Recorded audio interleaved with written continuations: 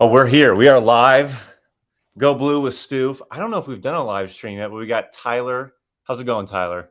I'm good. Stu, this is the first time we've actually ever spoken to each other too. Yeah, I know. We've only connected over text before, but now this is the first time we're like actually having a conversation with each other. So we'll see how it goes. It's like a speed dating almost right here. It's the digital age of friendships, right? Like building Exactly. relationships online is hilarious. Exactly. Yeah, it never seems to stop. And it's great because doing this with Field of 68 and this podcast, like I've just met so many people and I've been tuned back into Michigan basketball more than I ever have. Probably more than I was even playing, like paying attention to everything. So it's good. I'm going to my first game this year in Chrysler Arena. Damn. All right. It's All right. exciting stuff. I know. I'm really getting back into it. I feel like when I was playing in the years after that, I couldn't watch when I was overseas, and now I'm like I would call myself a fan now, which is good. So it's good to be here live. I don't even know what we got going on, if I can even get this on Twitter. Oh, here we go. There you Oh, go. we got Field 98 68 on people. Twitter.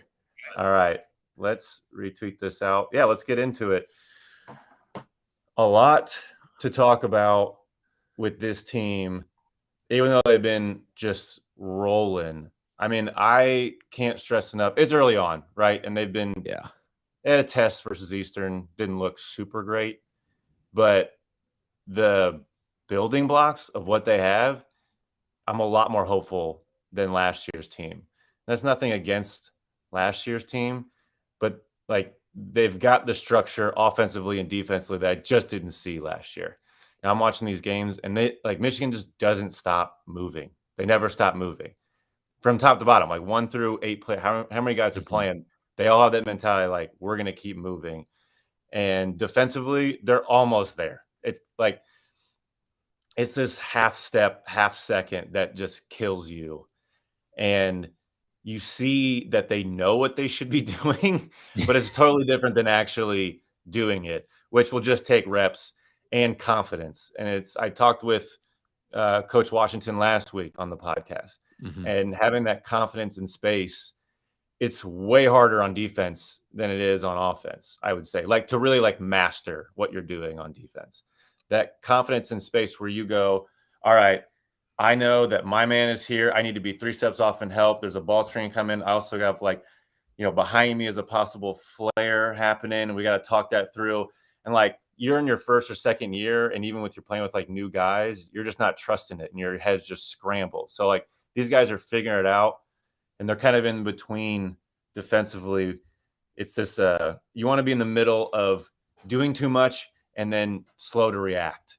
But at the core of it, they know what should be done, which is huge, which is exciting to watch because you're just going to see that build, which you didn't have last year. You just didn't know what was going to happen last year. This year, I feel like like, all right, this is what they should do. Bam, bam, bam, bam. Last year, like, all right, who knows what's going to happen this game? It could be fun.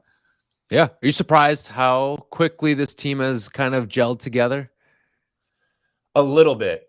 I was also thinking that in defense of last year's team, there was no Caleb or Musa pressure. Like Jet is playing awesome for a freshman. Amazing. They're all really playing great in their own ways.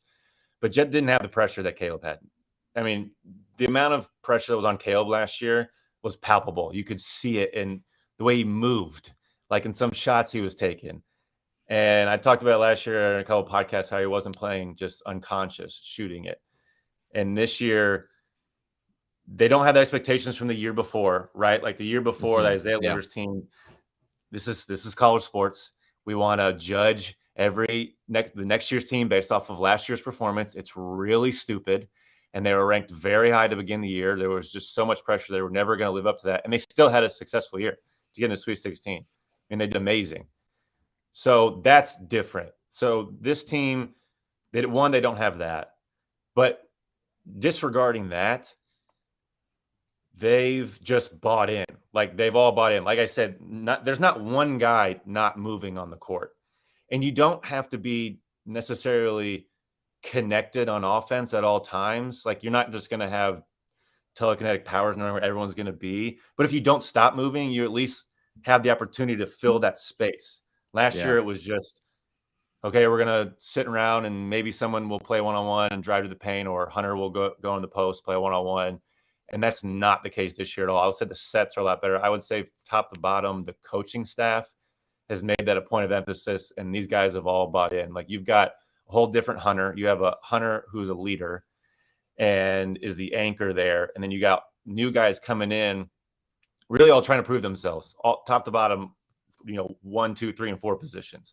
So like, all right, I'm buying in right away, and we're going to make this stuff work. Like, Kobe was already that type of personality. Terrence was already that type of personality. Jet, it helps that, your dad's the coach. Like, you're going to respect and trust him. Mm-hmm. And then Jalen's just a solid. He's the one that has to find his footing the most, because he's the one that has to mesh his talent the most, I think. The other guys are more emerging. He's like having to mesh in a different way. So there's a lot of pressure on Jalen. The most pressure is on Jalen right now. Yeah. Far and away. So, but as a meshing wise, like, they've all just bought in, and it starts, I think, from the coaching staff, and it's dwindled its way down into great leadership, and they've all just figured it out. I think last year it was, like I said before, week to week, scrambling mentally and with play. Like, you didn't know what direction you were being pulled in. They started off this year with the summer, and that European trip was huge for them. Like, they had a direction. So it's not super surprising, because nothing is surprising in college sports, right? It's Right, just exactly. you always expect the opposite. Like, I swear to God, I last year I was like, all right, this team's ranked high. It's not going to be a great start for them. There's too many learning curves. And then this year, not as high of expectations, even though they're ranked in the top 25. All right, I bet they start off a little better than what we expect them to. I feel like the same has happened with Michigan football in the past few years. Like, that's just kind of what happens at this sort of level. So it is interesting to watch, and it makes it real fun from like a former player standpoint to see that those building blocks are in place. So looking at Jalen in particular, you hear it all the time in football, especially with like young quarterbacks, how that you get coaching changes, and it's like, oh, this guy's in his 3rd system in 3 years. It's his 4th system in 5 years or whatever. It feels like it's the inverse with Michigan at the point guard spot, where you're cycling in all these new point guards system, and the head coach and the coaching scheme. It's all there. That's the foundation, but you're cycling in this new quarterback of your offense every year. How difficult is that for this Michigan team to really try to get something going this year? And just, what do you think of that strategy too? Because I feel like that's sort of unusual. Sure, you want veteran leadership at your point guard spot with all these different transfers and grad transfers that it feels like they pick up specifically out of the Ivy League too. But what do you think of that as a strategy? Yeah, it's a quick shout out, friend of the program, our Michigan State podcast, Carter and Greg. They were ripping on Jalen. They're like, what is this? This is not, they're wasting another year of Hunter. I don't buy that at all. I think the exact opposite. I think it's a little different. I don't think it's really that too much different in football either. I mean, when you have talent and veteran poise, basketball is different than football, where, football, you only got so many games. And especially in college football, you can't lose a game if you want to make the college football playoffs, right? Yeah. Like, very rarely, some of the top teams. Here, basketball, like, they're just trusting that these veteran point guards, they're going to figure it out come tournament time. And they have. Like, Mike Smith figured it out at the end of the year. Devontae figured it out. I have all the faith in the world in Jalen as a player, and from what they built up in the program, that they'll figure it out. Like, he will figure it out. But it's very difficult. It's extremely difficult to be a veteran guy who needs to control the offense, especially late in games. You saw his mistakes with Eastern. He pressed for a layup that he missed. He had a turnover. But I didn't mind how he was doing it. And I was impressed by the underlying theme of control. Like, he was like, all right, give me the ball. This is mine. And I like that. I really like that. I think, Mike struggled with that early, but he figured it out. Devontae had that control pretty much throughout the year, I think, with the ball in his hands. And Jalen, there's a lot more scoring options here, top to bottom, and just how they score in different ways and with different talents. So Jalen doesn't have to score. So he's kind of figuring out, well, what am I supposed to do? Because he was a scorer. He was a really great catch and shoot 3-point shooters, really great shooter off the bounce too. And you saw some of that in the last game.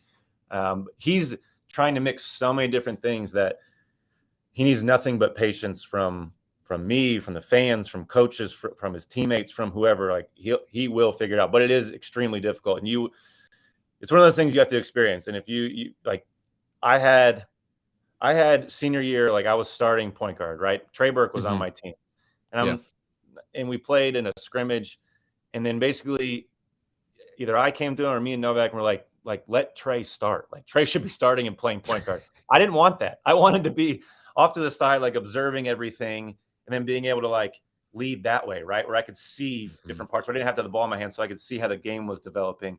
You have to have the ball in your hand.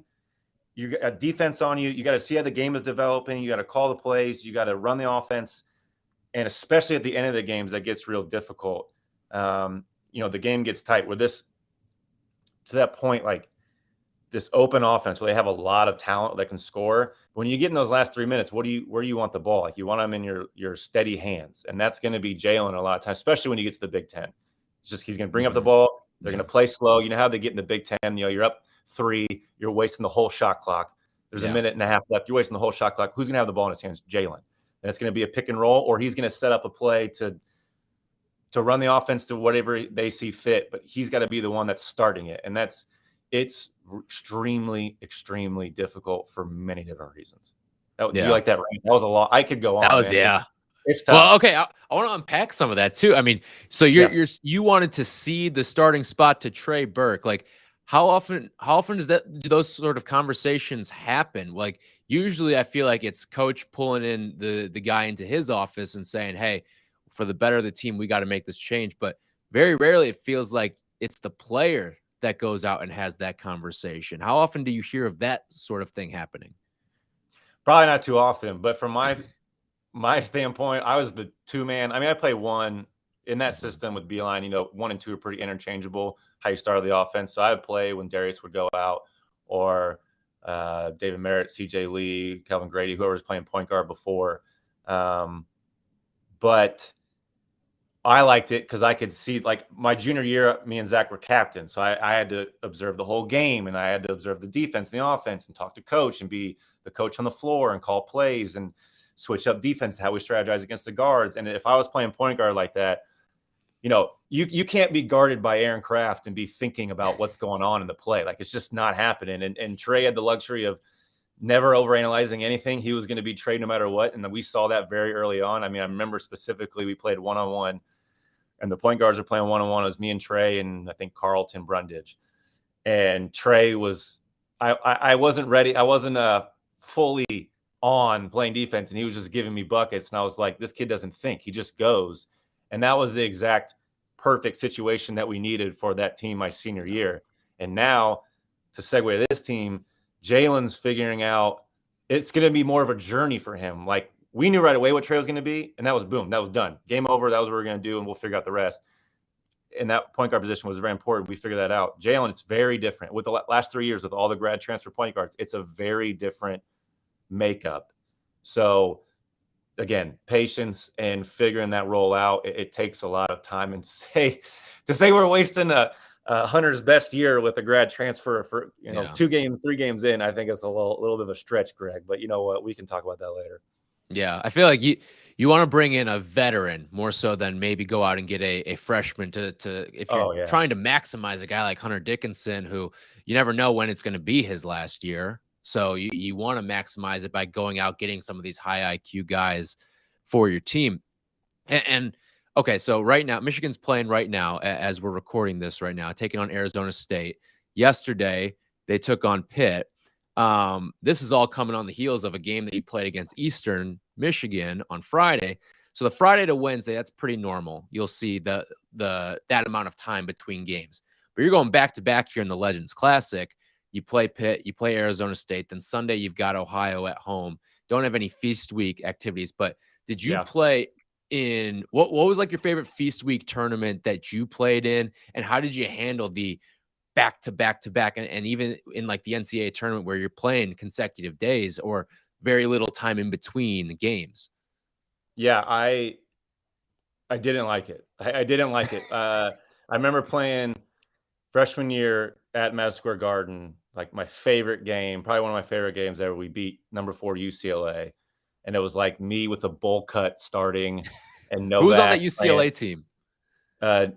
Nick Collison, Drew Holiday.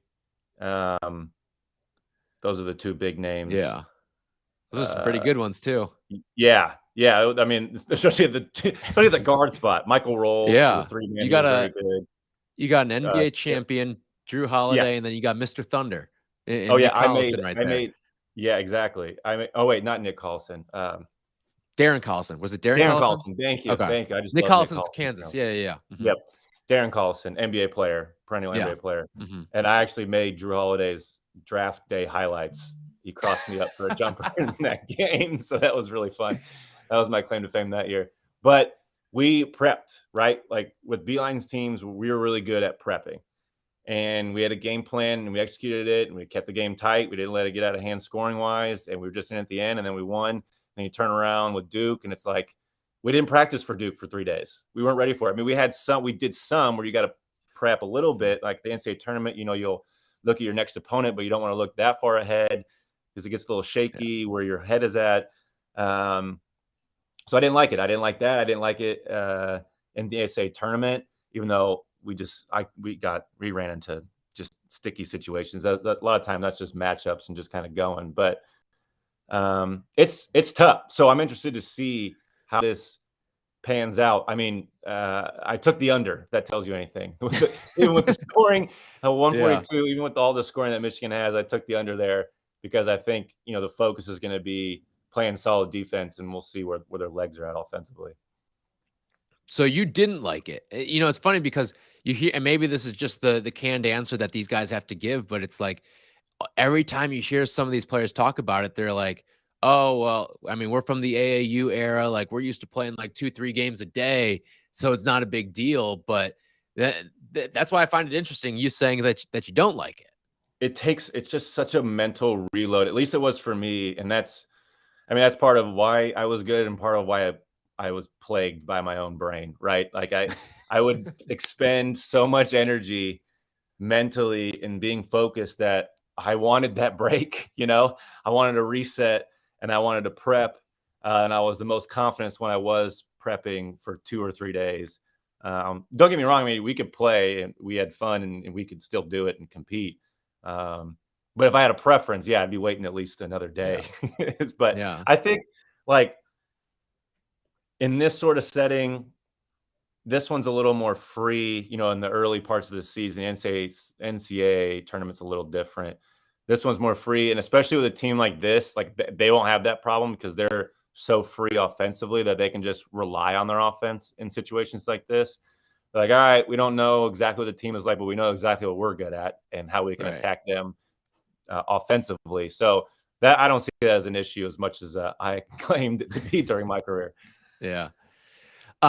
So looking at, I want to rewind a little bit too, because really tight game with Eastern. It looked like for a second there, Amani Bates was going to steal the show in his hometown or in his home state. And I mean, what do you chalk that up to? Is that a dude who maybe feels like I wanted to play at Michigan and maybe there wasn't mutual interest there and I kind of want to show him up, or is it like maybe they overlooked a team like Eastern Michigan?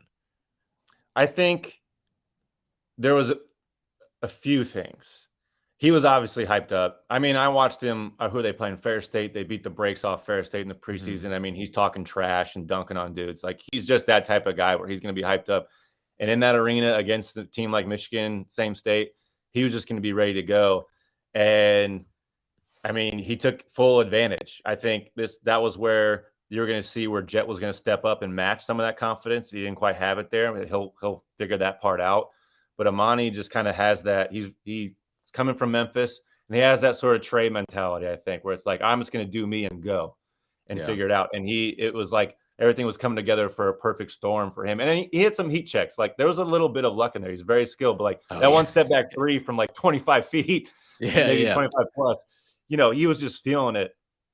I also think with a team like that, I talked to Coach Washington last week, and he was talking about, game planning for the whole team because they're very skilled. You got Farrakhan, the point guard. Well, Mm-hmm. all right, but you also have a really amazing player, and the other guys aren't like the best scorers in the world. Farrakhan is. So if you shut off those two guys, I think some of it was a little bit of game plan where they could have like really put the aggressive defense on them and figure it out a little better that way. So it was a little twofold, but it was early on. I think they'll start figuring that stuff out as they establish their base defense. They can go to more specialized game plans like that. Yeah, for sure, for sure. Looking now sort of at the future for this team, like what's something that gets you really excited about this team, and what's something that kind of makes you pause and maybe pump the brakes a little bit on what their ceiling could be? Yeah. So like I said before, their offense, like they're going to have attack from so many angles. And it seems like a complete night and day from last year in two ways. One being their movement and their sets. Like I really think the coaching staff stressed sets early on and then kind of play out of that instead of, all right, we're going to play free. And then everyone was kind of looking at each other last year. So they're really getting into sets quick. They're doing it way quicker than they were last year, and they're calling them a lot more than they were last year. I think that's helping them a lot. And inside of that, they are attacking in the right spots. So like Kobe can play one-on-one from the top whenever he finds the lanes to do it. When you're moving that much, the other guys aren't in help side. So if you can find those spots, like Jalen will find those spots and Kobe will find those spots a lot, and they'll figure it out. You even saw Joey Baker make some great drives last game. Off pump fakes and got in the paint and passed, dished off one, got an and one on another. Like those opportunities are going to be there to play a little more one-on-one in certain spots when the time calls for it. Now, where their weaknesses is the defense. Like they're not playing right now. They're down 12. Arizona State, I mean, they can't. Michigan only has 10, and really, Michigan hasn't played a team that can shoot the three. And when they play teams that can shoot the three, that's when your defense has to really pick up. That's when you have to have that extra half step. Like you can't lose your man. You can't be a half step too far into help side and then a half second slow when that ball is skipped. So that's going to be the thing. And we'll see here. I mean, Arizona State's not a great shooting team.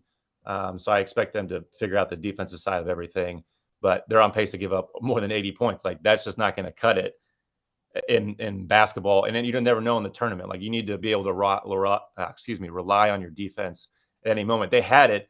At the end of that Eastern Michigan game, they realized they were the better team and shut them down defensively. They got into them, got aggressive, and shut them down defensively. And when that pressure comes, when you can have that, when that pressure comes, the other team feels the pressure and you can play that solid defense, then they can make it far in the tournament. But yeah, their number one Achilles heel is going to be defense all the time. And then, kind of just meshing offensively. But that part I'm not worried about as much as the defense. Yeah. So before we get out of here, we kind of talked a little bit about the Feast Week, and Michigan doesn't have one this year, a tournament that they're in. They're playing in a bunch of other sort of non-con stuff. They're going out to London. They've got the Jumpman Invitational, all that fun stuff. And then, of course, the Big Ten ACC Challenge like they do every single year. Do you have a favorite, maybe off-court memory from any sort of Feast Week tournament that you were in? Rattle through, like, what were the different ones that you guys played in? Yeah. Oh man, God, what were they? What did we even play? I mean, we played Madison Square Garden. I don't even remember when Hawaii is. That's not even Feast Week. We really didn't do too much. I don't think. I feel like I don't exactly remember, but I do have a good memory, and it's from that Madison Square Garden game, and we won. This was part of the story why maybe I didn't like back-to-backs. We beat UCLA, and then Novak and I are rooming together. And it's late. It was a late game. We get in late and we get takeout Chinese, perfect. You're in New York City, get takeout Chinese. I loved it. Yeah. But we ate it late, fall asleep, and we left our bag in the room. And I think Novak wakes up. I think he wakes me up, and you just hear rustling, like on the bag. Like, what is that? And we like sit there for like 3 minutes, like freaked out. Like, is this hotel room haunted? Like, what is going on? Turn on the light. Oh no, it's mice. It's mice in our room, in our bag. And we're like, we got to get out of here. We just jumped out of our beds, went downstairs to the lobby, and was like, can we get a new room? I think we woke up BT, Brian Townsend, who was director of ops back then. And he got us a new room graciously. We went to sleep for probably 4 hours. I don't even know what we did with our stuff. We just grabbed it real quick. I don't even think we grabbed it. I think in the morning, grabbed our stuff real quick, got out of the room. 2 18-year-old kids scared of mice, apparently. Welcome to New York, man. That was a welcome to New York. Welcome to travel like this. Yeah, it was pretty funny. Oh boy, I can't do rodents. I can't do mice, rats, any of that stuff. You would have hated it. Yeah, that stuff freaks me out. Even if you're doing you ever do what is it? Not the 3D movies, but it's the 4D movies where there's all the other extra interactive stuff with it, and they always get you with the rat tails at your calves, and that always makes me squirm, jump, all that stuff. I can't do it. Can't do it. Yeah, very interactive. I love that stuff. I need some scary movies like that. But yeah, that's basically what it felt like without actually having the tail rub against my legs. Ooh, that's brutal right there. All right, well, should be a great Michigan season. You'll be with the people every single week. I will be with the people. We'll be back every week. Whatever questions you guys have, guests you might want to see, I'd love to talk to anybody and everybody in Michigan. So yeah, it's gonna be a lot of fun. This season, I can already tell, is gonna be a lot of fun to break down. And just see how they progress. There's just a lot of talent and there's a lot of hope around this team, even though right now it's not looking like it. But yeah, I was gonna say, I see you double taking up to the screen, watching it. I got it on the side here too. And right now, as we're recording this, it's 27-10 Arizona State, and I see I can see a little nervous shake from you this entire time. You've got a little panic in your face right now, Stu. It's interesting. See, I wanted to watch it. I want to know what's going on, right? My analytical brain, I'm like, well, why is this happening? I could break down every little thing, but again, not too worried about it. 17's a lot, though. I mean, 17's a lot to make up. But if anybody can do it, I think this is a good game that they can come back. And still 30 minutes left. They've shown you they can make those runs like they did last game, so it's possible. Yeah. All right. Well, this has been fun. Pleasure talking to you for the first time. I know. We should do it again. This is fun. I should maybe break down a game. We'll see. Yeah, for sure. All right. Well, this has been Go Blue with Stu. I'll let you take us out here. Take us out here, Stu. All right. This has been Go Blue with Stu live stream. Hopefully we can have some more the rest of the year. Appreciate anybody and everybody who joined. And we'll just be looking forward to it. Stay tuned. I appreciate everybody listening.